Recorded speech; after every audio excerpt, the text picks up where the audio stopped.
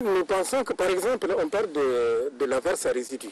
L'averse à résidus, la bêtise qui a été commise, c'est quoi? C'est qu'il n'y a pas eu de soubassement. L'acide et le jus ont eu la chance d'attaquer pendant 50 ans la nappe. Maintenant, on parle de cognac. Pour Soumaïr, c'est encore caché. Ah oui, encore caché, bien sûr. Il y a des zones d'ombre. Mais bien sûr, parce qu'il y a déjà des puits qui sont contaminés. Et ça, ils le savent, Soumaïr. Et ils ont mis Ils ne le disent pas. Ah, ils ne le disent pas. Parce qu'en fait, on dit qu'il ne faut pas faire peur les gens. C'est-à-dire, les gens, il faut les tuer, mais il ne faut pas leur faire peur. C'est ça la technique qui est utilisée. Donc, et quand on a fait ces verses, il n'y a pas eu de soubassement. Et je l'ai dit pour prendre des dispositions par rapport à Govex, ou je ne sais pas comment, Somida, ou comment ça s'appelle. Parce que, et pour Ilu, bien sûr. Bon, ils veulent faire pire, parce que ce sont des vrais criminels, ils veulent faire l'injection. L'histoire de Imo, c'est arrêté, non? Depuis le 24 juin dernier, je pense. Elle s'est arrêtée ou non? En fait, elle s'est arrêtée pour Orano. Mais je pense qu'en fait... Il y a peut-être d'autres partenaires. Il y a d'autres partenaires. Oui, Orano. Aussi, pourvu qu'ils acceptent les conditions. Que l'État va leur proposer. Et d'ailleurs, c'est le problème qui se pose. Parce qu'on leur a dit de commencer, on leur a mis la mise à demeure, il y en a eu combien? 2 fois. Pour leur dire... Pour l'appeler un peu, Imoran devrait commencer depuis quelle date? 2009. Depuis 2009. Et aujourd'hui, nous sommes en 2024. Nous sommes en 2024. Et depuis 2000 jusqu'à 2020, rien n'est fait. On a vu le terrain est vide, il n'y a pas de conteneurs qu'on a trouvé un peu partout sur le site. Ça, c'est pour nous inciter, pour nous dire que l'argent, ce n'est rien. C'est pourquoi les conteneurs là sont là. La dernière fois, quand on est venu avec le ministre, ils nous ont amenés là-bas pour représenter une fouteuse. Moi, je l'appelle comme ça, pour dire qu'ils vont commencer en 2023, en 2024, ils vont faire ceci en 2065, et ils vont faire ceci en 2026, ils vont amener les jus, ils vont les traiter à Soumaïr. Alors qu'ils ont prévu une usine ici. Maintenant, pourquoi ils ne veulent rien faire? C'est là où se pose la question. Et souvent, je dis, il leur manque l'ingénierie sociale. Ils n'ont pas des ingénieurs sociaux. Parce qu'en fait, eux, ils sont rassasiés, ça peut attendre. Mais nous, on a envie de vendre notre uranium. Parce qu'on en a besoin pour notre développement. On en a besoin pour notre jeunesse. Pour donner de l'emploi à la jeunesse. Mais on nous dit qu'il faut l'amener au calendrier grec. Ça ne marche pas. Un peu du respect. Voilà, moi, comment je vois en tout cas les choses. D'accord. Merci à vous. Oui, Ramal, qu'est-ce que vous allez ajouter? On va à la dernière question pour finir. Je pense qu'on ne va pas quitter le site du Morarem sans parler du retrait du permis. Ah oui, bien sûr. C'est une des conséquences. Ah oui, la manière dont vous avez apprécié cette décision du Alors moi, je pense que le gouvernement a pris une bonne décision. Une bonne décision. C'est une bonne décision, d'autant plus que je pense que ce n'est pas de gaieté de cœur qu'ils l'ont pris. Ils ont regardé et que s'ils ne prenaient pas cette décision, ils feront comme tous les autres qui sont passés, qui ont fait les accords globaux, les accords stratégiques pour n'aboutir à rien du tout. Donc il vaut mieux retirer les permis. Maintenant, si les gens veulent les renégocier, ils n'ont qu'à venir les négocier. Aujourd'hui, je pense que les Nigériens sont capables de dire ce qu'ils veulent. Parce que ça aussi, on a fait un débat là-dessus sur les nouvelles perspectives. Après ce retrait vraiment du permis, qu'est-ce qu'il faut faire après? On verra bien dans un prochain débat. Voilà, une des conséquences de l'exploitation de l'uranium, c'est que les cadres au niveau du ministère des Mines et au niveau des sociétés minières, ils n'ont pas cet esprit d'indépendance. Quand on les envoie négocier, ils vous reviennent avec des choses. Aujourd'hui, c'est ça que nous sommes en train de dire. Ils nous reviennent avec des choses. Quelques années après, vous allez vous imaginer, est-ce que réellement ces gens-là, ils vont négocier? Ils sont comme dans une sorte de caserne, je pose la question, ces cadres dont vous parlez. Il y en a qui dépendent de leur salaire, malheureusement. C'est tout. Ils dépendent de leur salaire et ils pensent que mais le salaire, c'est fini, on va à la retraite, il y a les enfants. Ils font quoi eux? Puisque vous avez négocié des mauvais contrats. Il faut être sérieux. Il faut aller négocier des bons contrats et il faut aller faire ce que la population veut. Mais tout ça aujourd'hui c'est fini. Nous pensons qu'aujourd'hui, le gouvernement a donné, le CNSP a donné, disons, un certain espoir, une certaine liberté d'esprit au cadre nigérien pour que, quand ils viennent s'asseoir devant une table avec un Européen, et ils doivent dire, parce qu'avant, ils n'ont pas cette possibilité-là. Donc, il faudrait qu'ils sachent qu'aujourd'hui, ils ont la possibilité de négocier comme ils veulent.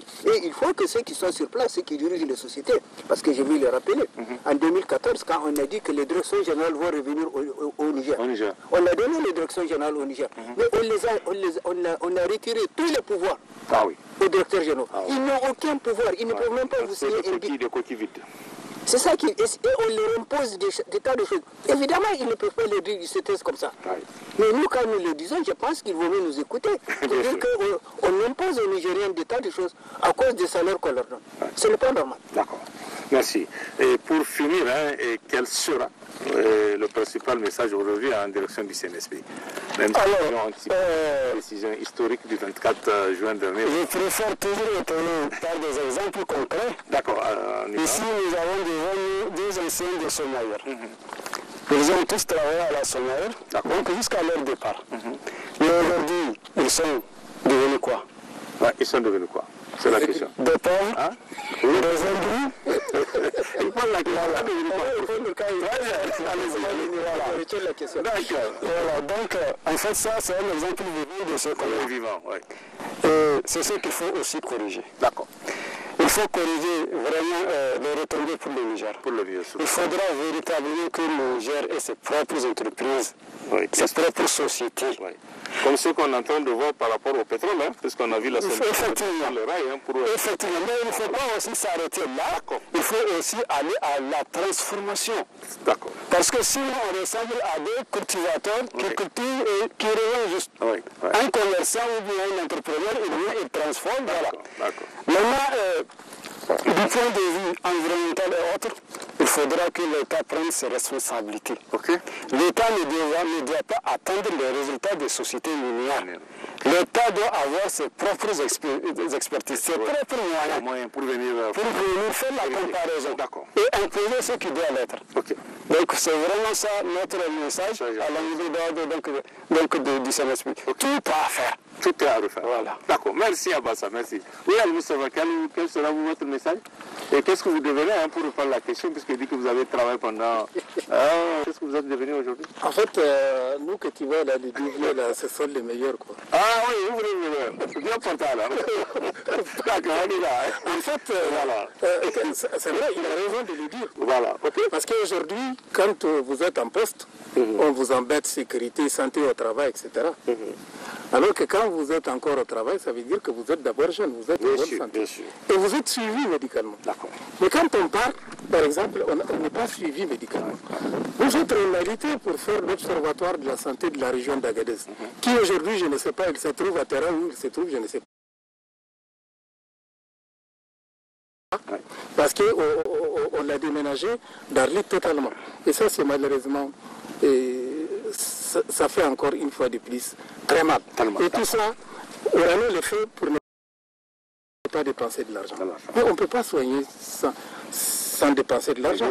Or, Oranos sait bien gérer les malades, les anciens miniers, parce qu'ils ont eu 250 000 chez eux. Et pourquoi ici, il n'y a eu que 2000 seulement? 2000. Oui, 2000 seulement. 2000, pardon, 2000. Oui, donc ces 2000 là, il n'y a pas grand monde. Peut-être on est 5000 qui sont vivants. D'accord. Il n'y a pas grand chose.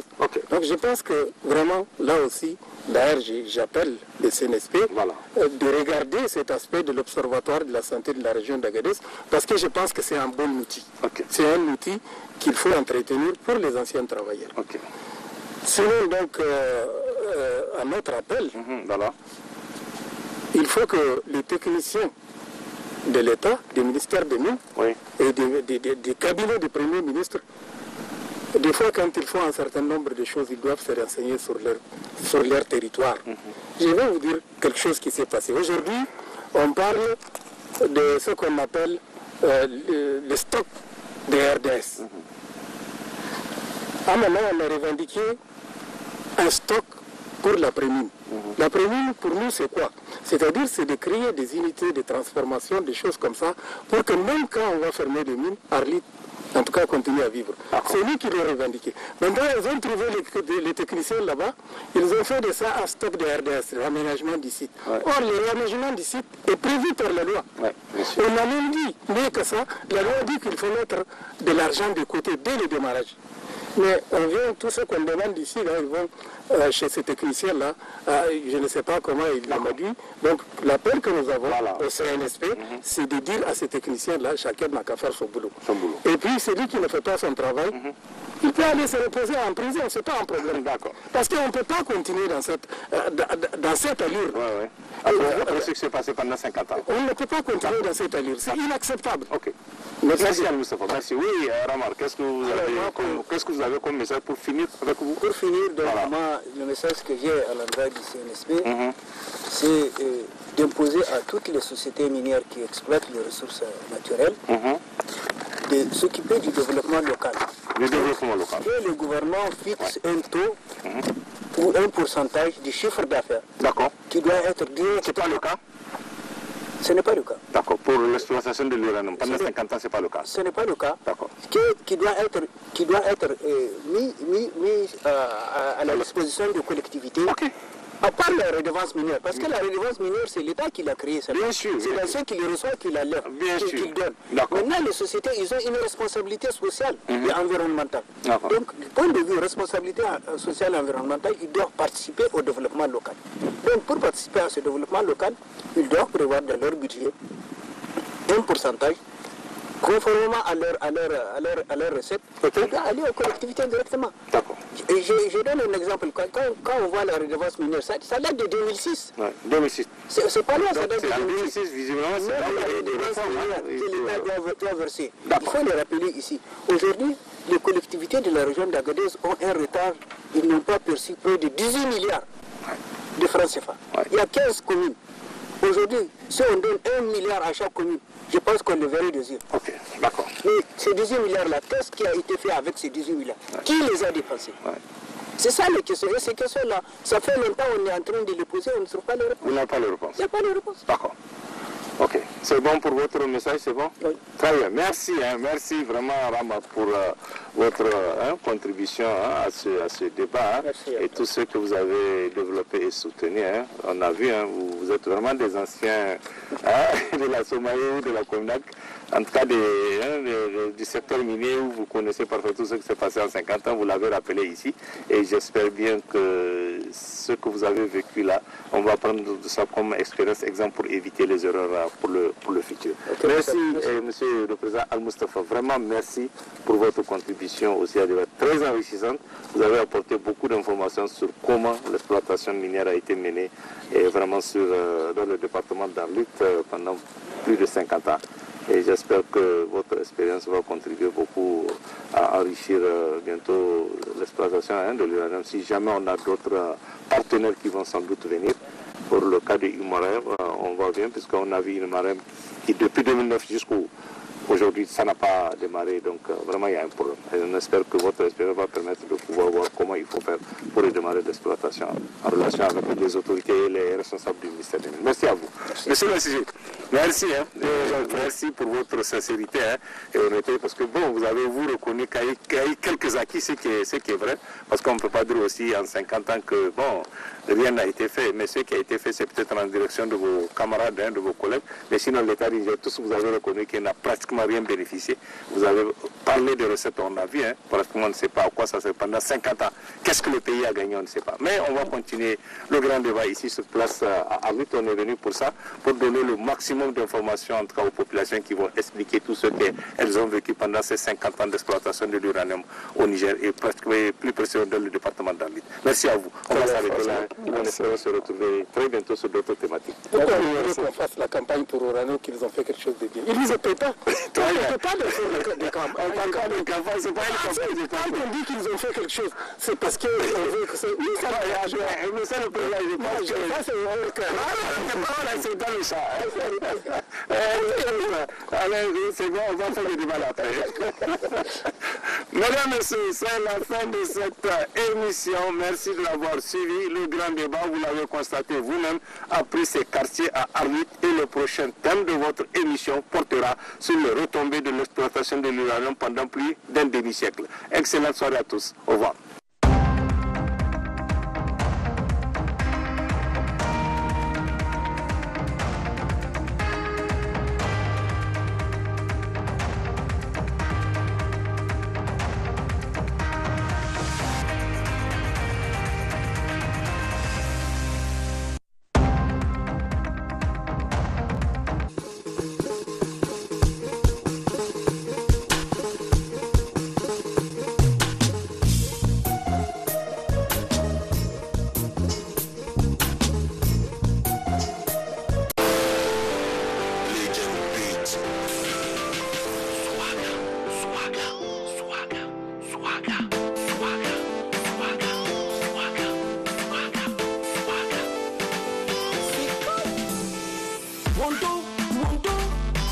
que casa mekyo?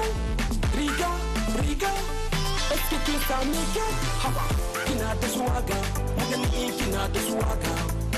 Kana de swaga, magani kana de swaga. Même si t'as pas beaucoup de billets, il faut savoir t'habiller. Faut jamais oublier, faut jamais te négliger. Dégage la place, si tu n'as pas la classe, dégage la place, si tu n'as pas la classe, dégage. Mondo, est-ce que casa mekyo? Riga, riga, est-ce que tu ça mekyo? Haba, kina de swaga, magani kina de swaga. Kana de swaga, magani kana de swaga. Mondo, est-ce que casa mekyo? Riga, riga, est-ce que tu ça mekyo? Haba, kina de swaga, magani kina de swaga. Kana de swaga, magani kana de swaga. Tu peux t'habiller cher, avoir la classe qui n'ont pas faire. Savoir saper, éternel pour les vrais. Haba, kama jikinka, gaskaya da agenaka. Kama jikinki, gaskiya da agenaki. Faut changer le corps, changer le corps, changer le corps. Changer, sois beau gosse, sois beau gosse, sois beau gosse. Faut changer le corps, changer le corps, changer le corps. Changer, sois jolie, sois jolie, sois jolie. Mondo, est-ce que casa mekyo? Riga, riga, est-ce que casa mekyo? Haba, kina de swaga, magani kina de swaga. Kana de swaga, magani kana de swaga. Mondo, est-ce que casa mekyo? Riga, riga, est-ce que casa mekyo? Haba, kina de swaga, magani kina de swaga. Kana de swaga, magani kana de swaga. Zankam, how you made a para canara? Any zankam, how you made a para canara? Zankam, how you made a para canara? Any zankam, how you made a para canara? Quand tu donnes la place, on sent que c'est la grande classe. Tu le dépasses, on voit toute ta classe. Mondo, est-ce que casa mekyo? Riga, riga, est-ce que casa mekyo? Haba, j'ai vu le gouverneur, magani kina de swaga. Boubacar Beyaki, magani kana de swaga. Nadej Tumbiana, est-ce que casa mekyo? Est-ce que casa mekyo? Haba, kina de swaga, magani kina de swaga. Kana de swaga, magani kana de swaga. Zankam, Legend Mix. and it's zankam.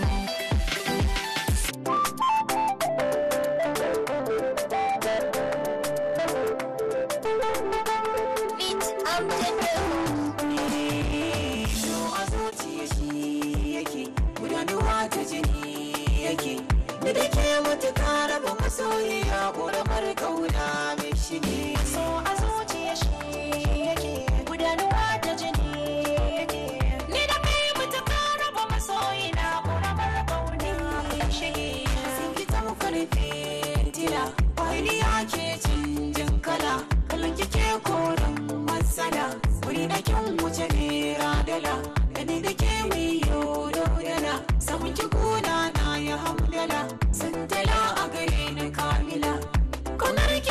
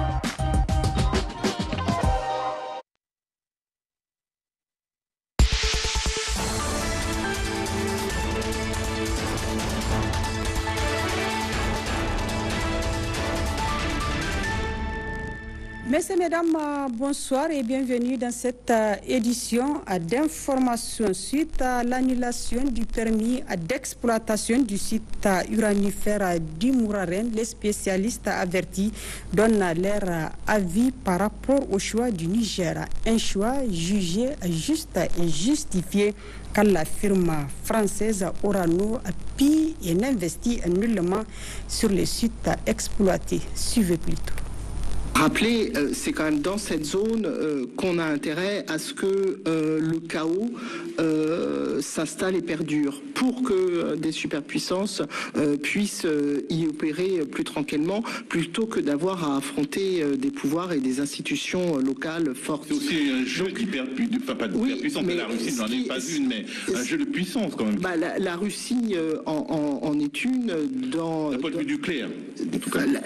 Elle en est une du point de vue nucléaire, du point de vue militaire, mais aussi maintenant du point de vue géopolitique, puisque son intégration complète dans les BRICS, c'est l'élément central qui change la donne au niveau mondial. Donc c'est ça qu'il faut observer. Et il faut revenir effectivement du constat, c'est que l'exploitation de l'uranium dans cette zone qui avait été décidée ou identifiée dès les années 50 comme pouvant devenir une réserve énergétique pour la France non seulement, mais pour toute l'Europe, on voit aujourd'hui l'échec parce que face à ça, face à cet enjeu pour l'Europe et pour la France d'avoir cette réserve énergétique, aucun partenariat de développement n'a été mis en œuvre. Aucun. Donc c'est quand même incroyable, mais c'est même... Non, mais il faut finir. C'est incroyable que Orano, qui est anciennement Areva, qui est à Arlit depuis des dizaines d'années, n'ait pas pu développer du tout la ville d'Arlit. Il n'y a pas d'électricité. Enfin, on est quand même dans quelque chose de totalement ubuesque. Et c'est parce que ce sont des sujets qui ne sont pas suffisamment médiatisés et suffisamment couverts qu'aujourd'hui on ouvre nos yeux et on tombe de notre chaise. Donc évidemment, là on va tomber de haut. Et il faut quand même rappeler ce qui s'est passé dans tous les États satellites de l'Union soviétique. Même période, au début des années 50, on commence à exploiter l'uranium, notamment au Kazakhstan, par l'Union soviétique. Aujourd'hui, regardez, faites des petites recherches sur Internet, ce sont des villes de plusieurs centaines de milliers de personnes, tout à fait urbanisées, avec des hôpitaux, avec des centres scolaires, avec des filières, même des filières d'ingénieurs sur la recherche nucléaire et électrique. Enfin bref, ce sont des villes qui ont... En gros, l'impérialisme russe était plus décentralisé que l'impérialisme français. En tous les cas, en tous les cas, il a permis de développer réellement des zones, des territoires avec de l'urbanisation, du progrès, de l'éducation, de la santé. Là, ce qui s'est passé, et il suffit d'aller au Niger pour se rendre compte qu'il n'y a rien de tout ça. Donc je ne vois pas du tout, du point de vue des Nigériens et de cet État et de ces populations, l'intérêt de continuer dans de tels partenariats. On n'en voit pas. Il n'y a aucune raison objective, puisque notre collègue à Abidjan voulait rester sur du factuel, sur du réalisme et sur je sais pas quoi. Le réalisme pour les populations, c'est d'avoir du développement. Si on n'a pas de développement, les partenariats ne servent à rien. De la semaine numérique tenue à Bamako, la capitale malienne, le ministre de la Communication, des Postes et de l'économie numérique et ses homologues des pays de l'Alliance des États du Sahel ont été reçus en audience par le président de la transition du Mali, chef de l'État, le capitaine Assimi Goïta. Les discussions ont porté sur l'importance de la transformation digitale et les efforts des pays de l'AES en la matière, entre autres. Écoutons le ministre de la Communication du Niger, Sidi Mohamed Raliou.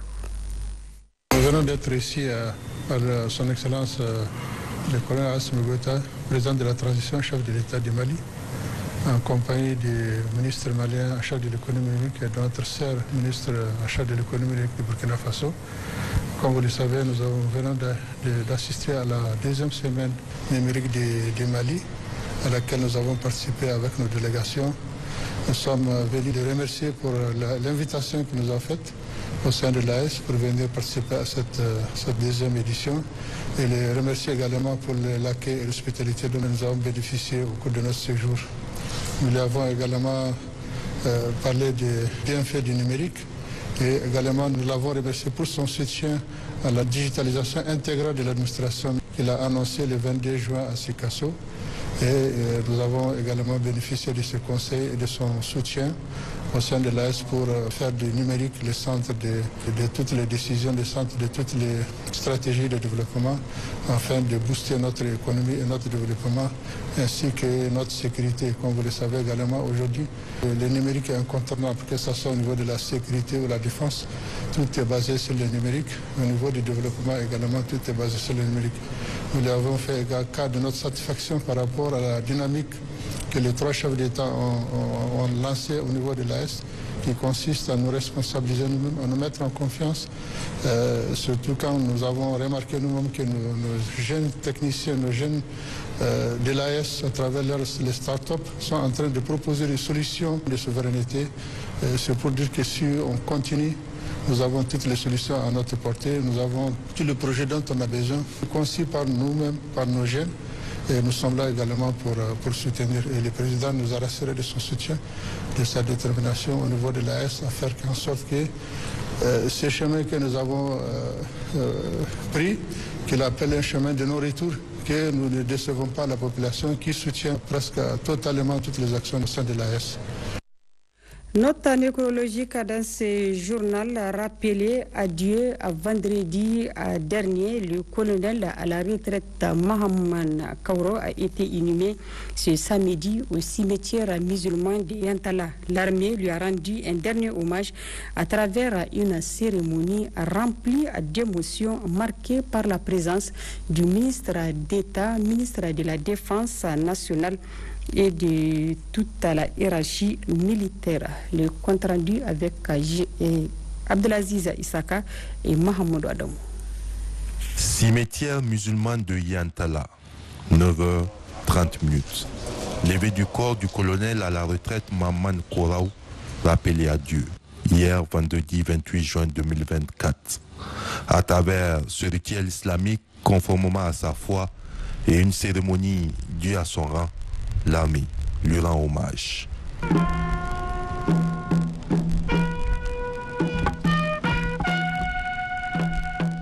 Compagnons d'armes, élèves, parents, amis et connaissances sont venus, nombreux, lui faire un dernier adieu.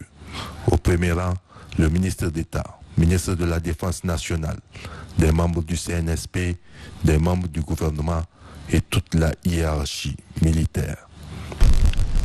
Tu es nommé au grade de sous-lieutenant le 1er octobre 1971, commandant du 2e escadron blindé de Madouaïla en août 1979, puis chef du 3e bureau de l'état-major des armées pour compter du 1er juillet 1982 et chef du 4e bureau de l'état-major des armées pour compter du 1er septembre 1984.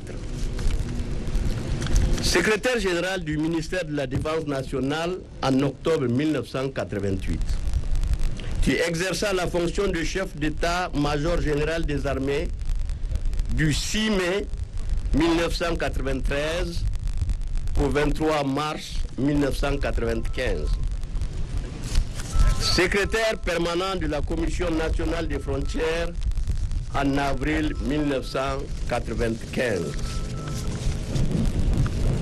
Membre du Conseil de la Défense nationale en mai 2000, puis reconduit en avril 2011. Mon colonel, l'éventail de votre engagement pour notre pays, le Niger, nous amène à prier Dieu que vous soyez bénis, que la terre vous soit légère et que votre parcours soit un exemple pour toute la jeunesse nigérienne.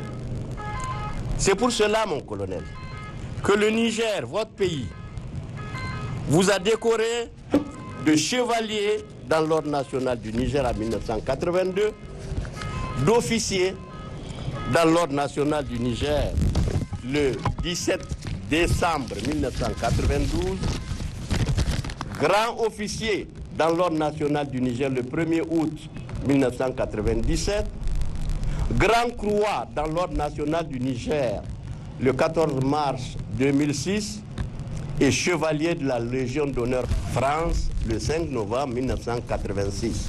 Le ministre d'État, ministre de la Défense nationale, a salué la dépouille et présenté ses condoléances et celles des plus hautes autorités du pays à la famille du défunt avant l'enterrement. Né en 1944 à Tibéri, il laisse derrière lui une femme et 4 enfants. Maman est souriante, maman est accueillante, hein? Maman est humble. Hein? Hein? Cet esprit d'humilité, il l'a toujours gardé. C'est un officier digne qui doit être et qui va être un exemple pour la génération. Ici, donc, au cimetière musulman de Yantala, repose désormais le colonel à la retraite, Mahaman Koraou. Qu'Allah l'accueille dans son paradis éternel, Amin. La suite de cette édition, le secrétaire général adjoint du ministère de l'Intérieur, de la Sécurité publique et de l'administration du territoire a présidé ce samedi le lancement de la campagne nationale de l'enregistrement des naissances. Une cérémonie qui vise à sensibiliser l'opinion publique sur la promotion des déclarations de l'état civil à partir de la naissance. À d'autres précisions avec Jamila Amadou et Idrissa Oumarou. Le lancement officiel de cette campagne nationale d'enregistrement des naissances est une opportunité offerte à tous les parents d'accéder aux services juridiques pour l'obtention de la première pièce d'identité de l'enfant, lui permettant d'être un véritable citoyen. L'objectif assigné à cette campagne vise à susciter une prise de conscience pour une déclaration systématique des faits d'état civil, dont l'enregistrement des enfants dans un délai de 60 jours à partir de la naissance. Selon la représentante de l'UNICEF, l'obtention de l'acte de naissance est une protection contre tout risque de violence et d'exploitation. Aujourd'hui, nous avons 64% des enfants de moins d'1 an qui sont enregistrés à la naissance, ce qui veut dire que c'est possible. Et je me réjouis de voir ces progrès qui ont été réalisés ces dernières années. Nous le savons tous et toutes, c'est en enregistrant sa naissance que la société, que l'État reconnaît pour la première fois l'existence et l'identité d'un enfant. Le droit d'être reconnu comme une personne par la loi est crucial pour bénéficier d'une protection tout le long d'une vie. Et ceci constitue une condition préalable à l'exercice de tous les autres droits. L'engagement du Niger à l'atteinte des objectifs de développement durable 2030 n'est plus à démontrer avec la mise en œuvre des programmes liés à l'état civil et à l'amélioration du cadre juridique et politique depuis 2019. Il me plaît également de réaffirmer toute ma satisfaction pour la manière dont est organisée cette campagne d'enregistrement des naissances avec l'objectif d'atteindre 1 million d'enfants de moins d'1 an sur toute l'étendue du territoire national. C'est un tourisme aujourd'hui de parler de l'importance que présente l'enregistrement des faits de l'état civil pour un État moderne. Conscient de cette association, le Niger a opéré 3 grandes réformes de son système de l'état civil de l'indépendance à nos jours pour prendre en compte toutes les préoccupations du moment, notamment les questions de bonne gouvernance, de sécurité, de démocratie, de la libre circulation des personnes et de leurs biens et de développement conformément à l'engagement des plus hautes autorités de la transition au premier rang desquelles son Excellence, le général de brigade Abdourahmane Tchani, président du Conseil national pour la sauvegarde de la patrie, chef de l'État. Le rôle des acteurs impliqués en matière de promotion d'actes de naissance est nécessaire dans le cadre de cette campagne de sensibilisation dénommée Hakinyara. À Difa, en mission dans la région, le président du Conseil national de la jeunesse à la tête d'une forte délégation a visité ce samedi les chantiers du programme de la grande irrigation. Un chantier initié par le président du CNSP et qui déploie des centaines de jeunes. Le compte-rendu de Ali Ibrahim et Majiri Abdraman. Il s'agit pour cette délégation du Conseil national de la jeunesse, conduite par son président Sidi Mohamed, d'apprécier la participation effective des jeunes de la région du Difa au projet de la grande irrigation. Initié par le président du Conseil national pour la sauvegarde de la patrie sous financement du Fonds de solidarité pour la sauvegarde de la patrie. Les travaux abattus sont impressionnants, les résultats obtenus palpables. Nous avons trouvé des jeunes, mais aussi un personnel engagé, travailleur, un personnel qui est dédié à la patrie. Et comme vous le savez, aujourd'hui, notre pays est dans une refondation. Et cette refondation s'inscrit aussi dans la souveraineté et l'indépendance de notre pays. Cette souveraineté, cette indépendance ne peut pas s'affirmer si la souveraineté alimentaire n'est pas accompagnée de celle-là. Donc je pense que la souveraineté alimentaire, on est en train de la construire à partir des DIFA, mais aussi ce programme sera certainement métastasé dans toutes les régions. Le combat pour la souveraineté alimentaire n'est pas un slogan, mais une réalité visible au niveau des différents chantiers en cours d'exécution. D'où cette gratitude exprimée à l'endroit des autorités nigériennes. Plus de 90% de ceux qui travaillent sur ce chantier sont des jeunes. Donc encore une fois de plus, c'est un emploi qui est créé pour les jeunes. Donc le chômage des jeunes sera encore endigué. Mais encore, ce site aujourd'hui est en train de protéger la population de Difa de la montée des eaux. C'est-à-dire il y a une digue qui a été créée pour pouvoir conserver l'eau qui arrive de la Koumadougou. Donc pour nous, c'est aussi un autre élément important parce qu'il y aura toujours des inondations s'il n'y avait pas ces travaux-là. Après 5 mois de travaux, les chantiers du Centre de développement agricole avancent à pas de géant. Aujourd'hui, il s'agit, avec l'arrivée des eaux de la Koumadougou-Yobé d'une part, de faire une première évaluation de la résistance des ouvrages et d'autre part, rassurer les producteurs sur la nécessité de produire davantage. En clair, la marche vers la souveraineté alimentaire est déjà enclenchée ici au niveau de la région de Difa. 10 millions 70 000 francs CFA, telle est la contribution des travailleurs du secteur minier au Fonds de solidarité pour la sauvegarde de la patrie FSSP. La cérémonie de la remise a eu lieu ce samedi dans le locaux de la préfecture d'Arlit et c'est le préfet du département qui a réceptionné la somme. Le compte rendu de Ismaël Douda et Abdoulaye Ali.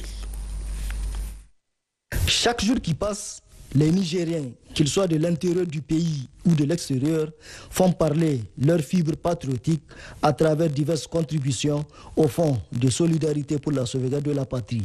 Pour la énième fois, les travailleurs du secteur minier du département d'Arlit se sont manifestés en remettant une somme de 1 70 000 francs CFA au préfet du département. C'est vraiment une modeste somme cotisée par les travailleurs du secteur minier d'Arlit.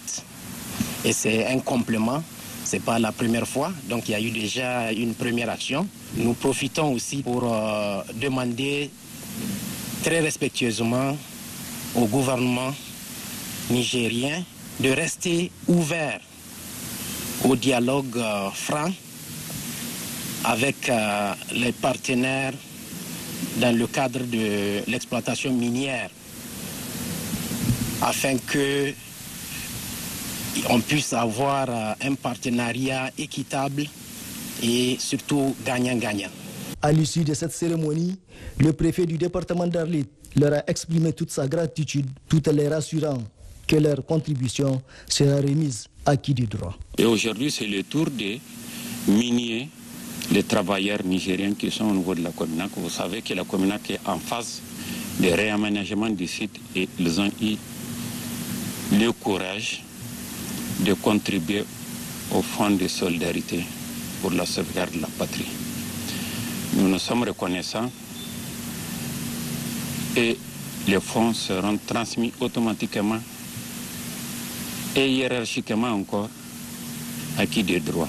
Cette contribution reflète ainsi l'engagement de ces travailleurs du secteur minier d'Arlit envers la sauvegarde de la patrie, renforçant ainsi l'esprit de solidarité qui caractérise la nation. Donc, autant pour moi, la contribution des travailleurs du secteur minier à Darlit au FSSB s'élève à 1 070 000 francs CFA. Du sport pour clore ce journal, le comité olympique sportif du Niger à Kosini a célébré ce samedi à travers une série d'activités sportives la journée olympique 2024, une occasion solennelle saisie par le premier responsable du Kosini pour évoquer les valeurs du sport et des conseils pratiques aux sportifs. Hasmi Abdoulaye. Let's move and celebrate. Autrement dit, bougeons et célébrons. C'est autour de ce thème que les acteurs du sport nigérien ont célébré la journée olympique ce samedi 29 juin 2024. Et ce thème, ils l'ont matérialisé à la perfection à travers une marche sur le parcours de santé suivi d'étirements légers. Les jeunes sportifs ont également effectué une série de démonstrations dans plusieurs disciplines, témoignant ainsi qu'au Niger, les fédérations sportives sont très actives. Cette année, le thème de la journée olympique, Let's Move and Celebrate, vise à éveiller une passion collective pour les Jeux olympiques de Paris 2024, en encourageant les gens à être actifs et à se sentir connectés grâce au sport. En cette journée olympique très particulière, célébrons la joie que seul le sport peut nous procurer.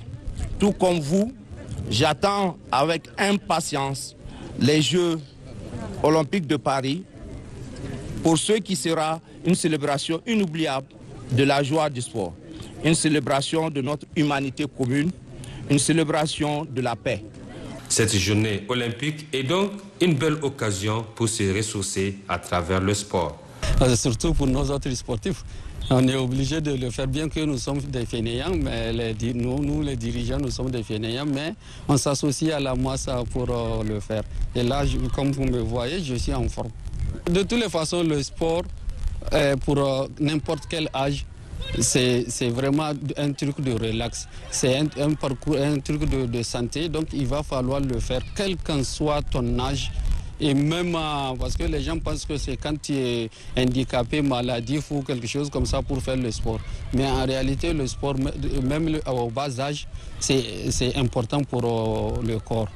Au-delà de la célébration de la journée olympique, il faut rappeler que le COSNI, sous la conduite éclairée de son président Ide Saka et de ses proches collaborateurs, a toujours œuvré dans la formation des sportifs nigériens et dans la quête des résultats probants sur le plan international. Et c'est ici que s'achève ce journal. Merci à vous de l'avoir suivi. C'est également la fin du programme de ce 29 juin sur Télé Sahel. Le prochain rendez-vous est pour ces 30 à partir de 10h pour un nouveau programme du jour. Bonne soirée à toutes et à tous. Au revoir.